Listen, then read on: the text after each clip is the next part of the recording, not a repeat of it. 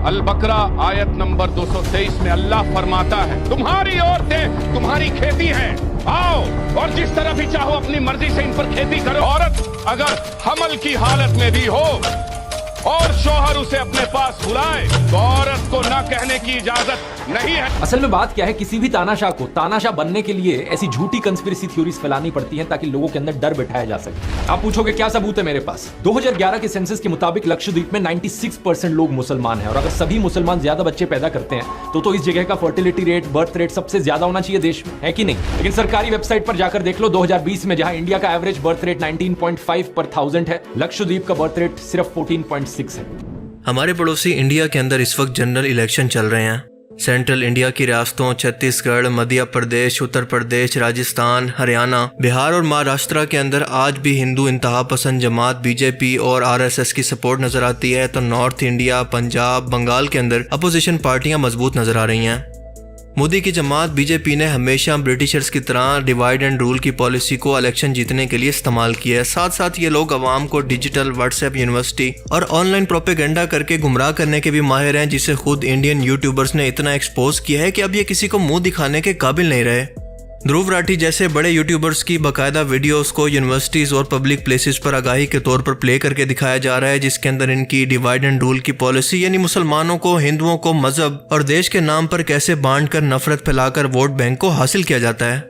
इन लोगों ने किस किस जीनियस तरीके से करप्शन की है, अवाम को सब्ज बाग दिखाकर इनका ब्रेन वॉश किया है, और सबसे बढ़कर ये अपने मुल्क को आहिस्ता आहिस्ता डिक्टेटरशिप की तरफ लेकर जा रहे हैं, जिसके अंदर मीडिया, अदालतें आज़ाद नहीं, इन पर रियासत का कंट्रोल है। तो साथ साथ अपोजिशन पार्टीज को झूठे केसेस के अंदर फंसाकर जेलों के अंदर डाला जा रहा है। इसके साथ इलेक्शन कमीशन को भी कंट्रोल किया जा रहा है, बिल्कुल ऐसे ही जैसे डिक्टेटर किया करते हैं या फिर किसी मुल्क के अंदर जैसे मार्शल लॉ हुआ करता है। और सेम यही हालात पाकिस्तान के अंदर भी हैं। अपनी परफॉर्मेंस की बेस पर वोट लेने की बजाय बीजेपी हमेशा हिंदू, मुस्लिम, इंडिया, पाकिस्तान को टारगेट करके ही वोट बैंक हासिल करती आई है। आप देखेंगे कि जब भी इलेक्शन का वक्त करीब होगा, कभी पाकिस्तान पर ये स्ट्राइक की बात करेंगे, कभी कश्मीर पर आर्टिकल 370 लगाया जाएगा, इसके साथ साथ राम मंदिर मस्जिद की जगह पर बनाया जाएगा, और इनकी पार्टी बीजेपी के चीफ मिनिस्टर जो कि एक पंडित हैं, इस तरह से मुसलमानों और इस्लाम के खिलाफ नफरत अंगेज पैगाम देंगे। अब वहाँ दंगा का कोई सोचता ही नहीं है। अब तो बहनों और भाइयों, उत्तर प्रदेश में कोई सड़क पे नमाज भी नहीं पढ़ता। अब वहां मस्जिदों के भी माइक उतर गए। अगले 5 वर्ष में आप देखेंगे कि लोग भूल ही जाएंगे कि ये भी कोई चीज होती थी, कि चिल्लाहट होती थी, लोग परेशान होते थे, लोग भूल जाएंगे। अपोजिशन पार्टी कांग्रेस पर पाकिस्तानी एजेंट होने और इससे फंडिंग लेने का या फिर करप्शन का इल्जाम लगाएंगे, लेकिन अपनी परफॉर्मेंस पर कभी बात नहीं करेंगे। लोगों के सामने डिजिटल मीडिया के जरिए एक्सपोज होने के बाद मोदी की बुखलाहट इस वक्त देखने के काबिल है, और वो ऐसी ऊट पटांग बातें कर रहा है कि इसकी ज़हनी हालत पर शक होने लगता है। अपनी रिसेंट स्पीच के अंदर इसका कहना था कि कांग्रेस पार्टी को पाकिस्तान की ISI ट्रक भर भर कर इलेक्शन के लिए फंडिंग कर रही है, यानी ये पाकिस्तानी एजेंट हैं। दूसरा, अगर कांग्रेस इक़्तिदार के अंदर आती है तो इनके मैनिफेस्टो के अंदर ये शामिल है कि ज्यादा आबादी वाले या फिर ज्यादा बच्चे पैदा करने वालों पर सबसे ज्यादा ये अपने मुल्क का पैसा खर्च करेंगे। मजीद कहा कि कांग्रेस बीजेपी के खिलाफ लव जिहाद के बाद अब वोट जिहाद कर रही है। मुसलमानों से वोट जिहाद करने को कहा है। अब बताइए, हमने लव जिहाद सुना था, लैंड जिहाद सुना था, और वोट जिहाद।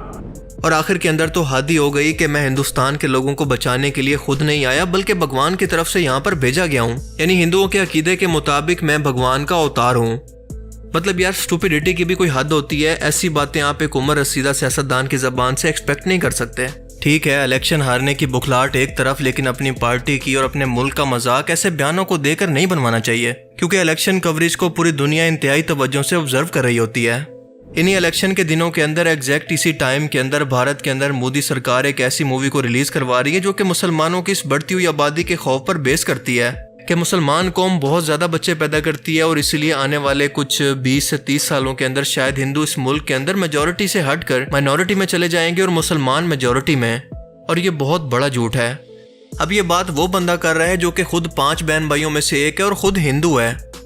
हिंदुस्तान के बर्थ डेट का डाटा हमें बताता है कि इस मुल्क की आबादी का ताल्लुक किसी मजहब से नहीं बल्कि तालीम और शऊर के साथ है। हिंदुस्तान की जिन रियासतों के अंदर तालीम यानी लिटरेसी रेट बहुत ज्यादा है, वहाँ पर मुसलमानों की मेजोरिटी के बावजूद इनका बर्थ रेट बहुत कम है, जबकि जिन रियासतों के अंदर तालीम या लिटरेसी बहुत कम है, वहाँ पर हिंदू हो या मुसलमान दोनों का बर्थ रेट बहुत ज्यादा है। यानी कि बर्थ रेट का कोई भी ताल्लुक किसी भी मजहब के साथ नहीं है, बल्कि सीधा सीधा एजुकेशन या फिर तालीम के साथ है। अब इस बारे में लोगों को एजुकेट करना हुकूमत की जिम्मेदारी है, जिसके अंदर वो मुकम्मल तौर पर फेल होकर अपनी इस नाकामी को भी अकलियत पर डाल रही है, ताकि एक बार फिर से नफरत फैलाकर इक़्तिदार के अंदर आ सके। इस फिल्म का नाम है हम दो हमारे 12 और इस फिल्म के पोस्टर के अंदर ही देखा जा सकता है कि ये फिल्म मुसलमानों और इस्लाम मजहब को बाकायदा तौर पर टारगेट करने के लिए बनाई गई है, क्योंकि पोस्टर पर आप देख सकते हैं कि एक मुसलमान औरत के बहुत सारे बच्चे हैं। एक को उसने हाथ में उठा रखा है तो एक इसके पेट के अंदर मौजूद है। यानी कि ये पोस्टर बता रहा है कि हिंदुस्तान की आबादी को बढ़ाने के अंदर सिर्फ और सिर्फ मुसलमानों का हाथ है, और इसी वजह से आज हम 1.25 अरब की आबादी को पहुंच चुके हैं। और इसीलिए अगर इनको हिंदुस्तान से ख़त्म करना है, इन लोगों से लड़ना है, हिंदुस्तान को हिंदुओं का मुल्क यानी कि अखंड भारत बनाना है, तो बीजेपी को वोट करें। याद रखें कि इस फिल्म की टाइमिंग इंतहाई अहम है, जो कि जून के अंदर रिलीज होने वाली है, और इसका पोस्टर 1 साल पहले ही रिलीज कर दिया गया था, लेकिन खास तौर पर इलेक्शन के दिनों के लिए इसके रिलीज को रोका गया। लेकिन हिंदुस्तानी अवाम आज के टाइम के अंदर इतना एजुकेट हो चुकी है कि इनके किसी भी प्रोपेगेंडा को अब मानने के लिए तैयार नहीं है। लिहाजा अब बीजेपी की परेशानी मुसलसल बढ़ती जा रही है, क्योंकि डिजिटल मीडिया को कंट्रोल करना किसी के बस में नहीं। इस फिल्म के अंदर बाकायदा सोची समझी साजिश के तहत कुरान की आयतों और अहादीस का गलत मतलब पेश करके लोगों को गुमराह करने और इस्लाम से मुतल्लिक नफरत बढ़ाने की कोशिश की गई है। दिखाया गया है कि मुसलमान कैसे अपनी औरतों को टिश्यू पेपर की तरह या फिर सिर्फ बच्चे पैदा करने की मशीन की तरह इस्तेमाल करते हैं। इनके और कोई हकूक नहीं। ये औरतों को सिर्फ अपनी हवस मिटाने के लिए इस्तेमाल करते हैं, जिनके अंदर औरतों की मर्जी का कोई ख्याल नहीं होता। ये अपनी औरतों को मारते पीटते हैं, इनके साथ जबरदस्ती हम बिस्तरी करते हैं। कुछ साल पहले तक इनके इसी प्रोपेगेंडा और इनकी हरकतों को डॉक्टर जाकिर नाइक ने इस्लाम का सही तस्वुर हिंदुइज्म के अंदर पेश करके इनको काउंटर किया और इन्हें बताया कि कुरान की आयतों को तोड़ मरोड़ कर जिस तरह से हिंदू प्रोपेगेंडा करते हैं, अपनी हिंदुस्तानी अवाम को गुमराह करते हैं, वो कितना गलत और कितना बड़ा प्रोपेगेंडा है। और इसी की वजह से लाखों हिंदू इनकी दावत और इनके पीस टीवी को देखकर मुसलमान हुए, लेकिन एक बार फिर से अब वही गुमराही सर उठा रही है, जिसे अब हिंदुस्तान के अंदर काउंटर करने वाला कोई मौजूद नहीं, सिवाय डिजिटल मीडिया के, जो कि इनके गले की हड्डी बन गया है। फिल्म में कुरान पाक की सूरह अल बकरा की आयत 223 का हवाला देते हुए मौलवी साहब गला फाड़ फाड़ कर बताते हैं कि अल्लाह फरमाता है कि तुम्हारी औरतें तुम्हारी खेतियां हैं, इनमें जैसे मर्जी जाओ। यानी फिल्म के प्रोपेगेंडा के मुताबिक जितने मर्जी बच्चे पैदा करो, तुम्हें कोई रोकने वाला नहीं। औरत अगर हमल की हालत में भी हो और मर्द इसे अपने पास बुलाए तो इसे ना करने की इजाजत नहीं, क्योंकि ये औरत सिर्फ मर्द की फरमाबरदारी के लिए पैदा की गई है। और फिल्म के अंदर बाकायदा औरतों को मुसलमान मर्द मारते हुए दिखाए गए हैं कि मुसलमान अपनी औरतों पर कितना ज्यादा जुल्म करते हैं, और इनको ये तमाम चीजें इनका दीन या फिर इनके दीन की तालीमात सिखाती हैं कि औरतें तुम्हारी गुलाम हैं, इनके साथ जैसा मर्जी सलूक करो। यहाँ तक कि अगर कोई औरत मर्द के खिलाफ जाए तो वो कुफ्र करेगी, जिसकी सजा मौत है। इस जाहिल आदमी अन्नू कपूर को अब तक ये नहीं पता कि जिस टाइम के अंदर इस्लाम आया उस टाइम के अंदर औरतों की ये इज्जत थी कि इनका पैदा होना मर्द की कमजोरी या फिर तौहीन समझा जाता, इसलिए उनको बचपन के अंदर ही जिंदा दफन कर दिया जाता। और ये अमीर लोगों की गुलाम थी, जिन्हें सिर्फ जिनसी लज्जत के लिए रखा जाता और सिर्फ इतना खाना पीना दिया जाता ताकि वो जिंदा रहें। इनके लिए बराबरी या हकूक का सोचना तो दूर की बात, बल्कि ये लोग तो इसे कमजोर तख्लीक माना करते थे जो मर्दों की जूती के बराबर भी नहीं है। यानी कि इस्लाम के आने से पहले ज़माने जालियत के अंदर वो सब कुछ होता था जो कि इस फिल्म के अंदर दिखाया गया है, लेकिन इस्लाम ने तो उल्टा आकर इन्हीं लड़कियों को, इन्हीं औरतों को वो हकूक दिए जो कि दुनिया का कोई भी मजहब इनको नहीं दे सकता। सबसे बढ़कर इनको इज्जत दी, इनको जिंदा रहने का हक दिया, इसे बीवी बेटी माँ बनाकर इतना रुतबा दिया कि माँ के कदमों तले तो जन्नत तक रख दी। मर्दों को भाई, शोहर और बेटे की सूरत इनका मुहाफिज बना दिया, इन्हें विरासत के अंदर हकदार बनाया, इनके तमाम हकूक मर्दों के जिम्मे किए कि वो इनकी तमाम ज़रूरतों का ख्याल करें। और इसके अलावा अगर कोई औरत अपने मर्द के साथ ना रहना चाहे तो खुला भी ले सकती है। अब आप बताएं कि औरतों को इतने हकूक मिलने के बाद इनके लिए गुलामी का कौन सा कॉन्सेप्ट बाकी रह जाता है, या फिर इसके उलट आज हम हिंदुइज्म के अंदर देखते हैं कि औरतों को ना तो यहाँ पर विरासत के अंदर हक हासिल है, ना तलाक का हक हासिल है, और ना मर्दों के बराबर इनको हकूक हासिल हैं। इनको बताया जाता है कि तुम्हारा मर्द या तुम्हारा पति ही तुम्हारा भगवान है, जो तुम्हारे साथ जो चाहे कर सकता है। यहाँ तक कि हिंदुइज्म के अंदर एक लंबे टाइम तक ये रस्म थी कि अगर किसी औरत का पति फौत हो जाता तो उस जिंदा औरत को उसके मर्द के साथ ही जिंदा जला दिया जाता। उस अंधेरे के अंदर इस्लाम रोशनी लेकर आया, जिसने औरतों को मर्दों के बराबर हकूक दिए, उनको वो हकूक दिए जो कि आज के टाइम के अंदर भी दुनिया के लिए रोल मॉडल हैं। और जहाँ तक इस फिल्म के अंदर बताई जाने वाली कुरानी आयत का ताल्लुक है तो इसे हमेशा की तरह कॉन्टेक्स्ट से हटाकर बताया गया है ताकि आम दिमागों को गुमराह कर सकें। कॉन्टेक्स्ट के बगैर अगर आप कुरान की आयत को पढ़ना शुरू करें तो आपको ऐसे लगेगा कि ये इंसानियत के खिलाफ हैं। ये तो खुद आपको शिर्क की दावत देती है, जैसे कुरान पाक की एक आयत के अंदर लिखा है कि ईसा अलैहिस्सलाम अल्लाह के बेटे हैं, लेकिन उसकी अगली आयत के अंदर लिखा है कि जिसने ये कहा उसने शिर्क किया। बिल्कुल इसी तरह से सूरह अल बकरा की आयत 223 से पहले की 222 आयत को पढ़ें तो पता चलेगा कि इस आयत के अंदर औरतों की माहवारी से मुतल्लिक अल्लाह ताला मुसलमानों को यह हुक्म दे रहा है कि माहवारी के दिनों के अंदर अपनी बीवियों से दूर रहा करो। यानी कि इस आयत का मफहूम यह है क्योंकि इस टाइम के अंदर औरतें नापाक होती हैं, इनको तकलीफ होती है और इससे तुम्हें भी बीमारियां लग सकती हैं, जिसे आज की मेडिकल साइंस भी साबित करती है।